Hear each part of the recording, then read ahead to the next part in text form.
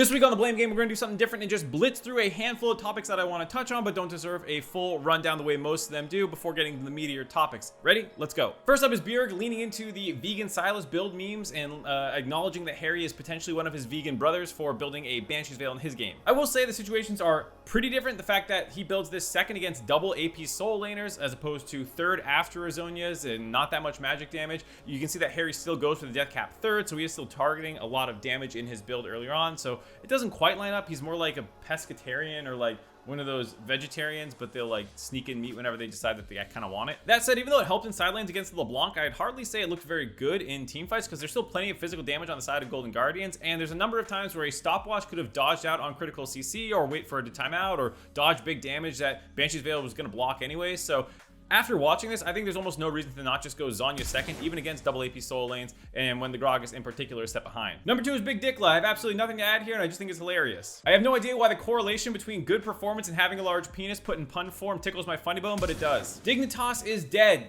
Yeah, agreed. They're 0-4 and it's a long season, so technically there's a way that they could come back, but honestly, just looking at their games, they are almost always in losing positions. Across the board, all 5 of their members are bottom 3 in almost every category you can imagine. I was trying to think back on their games at any time that they might have been in a winning position, and the reality is there are just none. And then I realized I could actually back this up factually. If you check their time with a major lead, it's 0.2%. Technically, TSM has less time with a major lead, even though they picked up 2 wins. But if you look at their major deficit, it's not that bad for TSM, where there's over 70% of the time with a major deficit for Dignitas. I know Biofrost isn't the intended starter, but I can't imagine Ignar coming in and somehow solving all these problems, especially in a meta that runs counter to his biggest strengths, which are roaming and playmaking, and everyone's stuck on Lulu, Callista, and crap like that. So realistically, there's no way that this team's going to turn it around right now, which feels really bad for me because I do like a lot of the players on this team. Arma has been hilarious the times that he's made content thus far in NA, and I've always liked Jensen and Santorum, but I just don't see how they're going to turn it around. I disagree with people flaming CLG's draft versus Cloud9, especially after talking with Sven and Berserker on the desk afterwards, and they said that it was very hard to actually push in and make plays happen against this double enchanter bot lane. Fans are correct that you typically run these comps with a little bit more carry potentially out of the jungle or mid lane positions, but they had plenty here given the fact that Cloud9's comp was extremely squishy and almost none of them were going to be building tank items, so the lack of damage was not really the problem. Almost everything that went wrong this game stems from what happened to contracts in the first minute of the game. Normally you'd have like a Hecarim or Swain, but a Wukong can absolutely fulfill this position as long as he doesn't get set far behind the game. This is a really cool adaptation that teams are starting to do now across the world to the level 1s that we've been seeing early on in the season, where people start weak side with no defensive wards drop. You can easily sneak in there and start harassing the enemy jungler on their camps, and as a result, people are probably going to start dropping some more wards or giving a little bit more protection to their junglers starting out, but this was a really nice case of abusing that and setting him super far behind. If Contracts was unharassed and is clear, then this dive bot lane never happens. But after the game has started so sour, he needs his first gank to work out, which doesn't come till much later in the game than normal, and he commits his first flash ultimate for it. The coordination is just slightly off here. The Karma Shield speed up has basically expired by the time he's on top of the Callista. The Callista is the right target because of course Fate's Call can just save the Ashe, but he greeds out the empowered Q here instead of just going for alt knockup to enable the Seraphine bounce to go through him, chain CC, then end his ult early, go for the Q, then go for the second alt knockup re-engage on R2.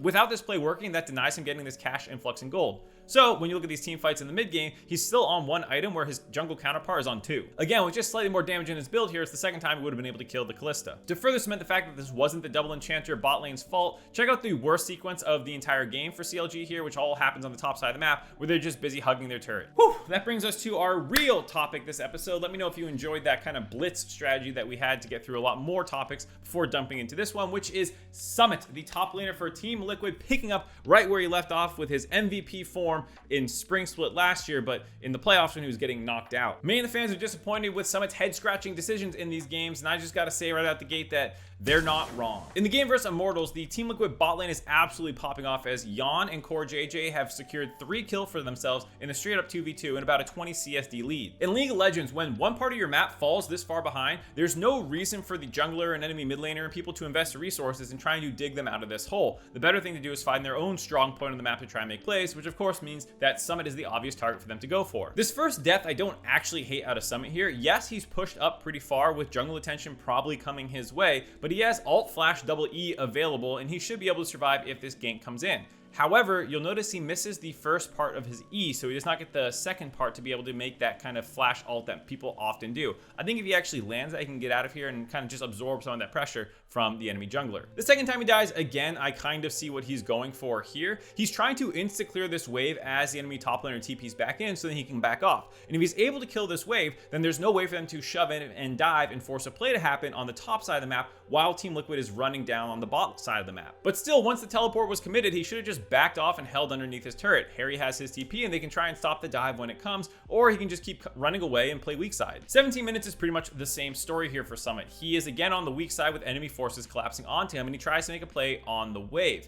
Maybe he thought he couldn't just back out here, even though he probably could have if he wanted to with his flash up yet again. And I have absolutely no idea why he decides to try and flash forward for a kill in the 1v3. Any single one of these plays, you can kind of step inside the mind of the person doing it and understand what it is they're trying to accomplish. But all three plays in succession, combined with Summit's entire history as a player, shows that there's still a massive problem that he has in terms of backing off and respecting the enemy junglers. He plays like the enemy jungler is just not there at all. And sometimes that's fine, but sometimes it's also good to just tuck your tail between your legs and let your young player carry your ass to another W. But by no means is this saying that Summit's a bad player. You can see what this playstyle can get you when you don't get punished for it. Just in his next game versus Golden Guardians, just goddamn, look at this gold graph. He absolutely piss smurfed all over Licorice, and is the only reason his team probably won this game. And there's even some instances of team play where it didn't seem like everyone was listening to him, such as this chase down sequence here where it seems like Haeri's an NPC whose jungle leash resets and he has to run back to the Rift Herald. Both of them had their flash up and absolutely could have found the kill here. Maybe that would have been too many resources invested, but I don't see the urgency of turning around. It's just unfortunate that he had the visually most egregious individual play in this game as well. He had one last week jumping into the pit, and it just seems a trend where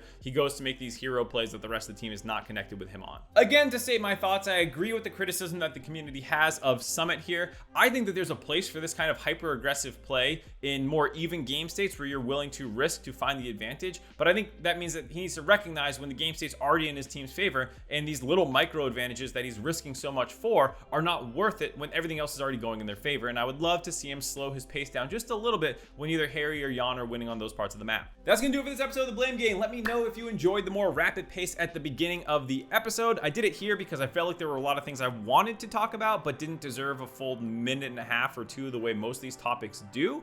And if people really enjoy it, I can make this a more normal thing. Anyways, thank you guys for watching. I'll catch you next week.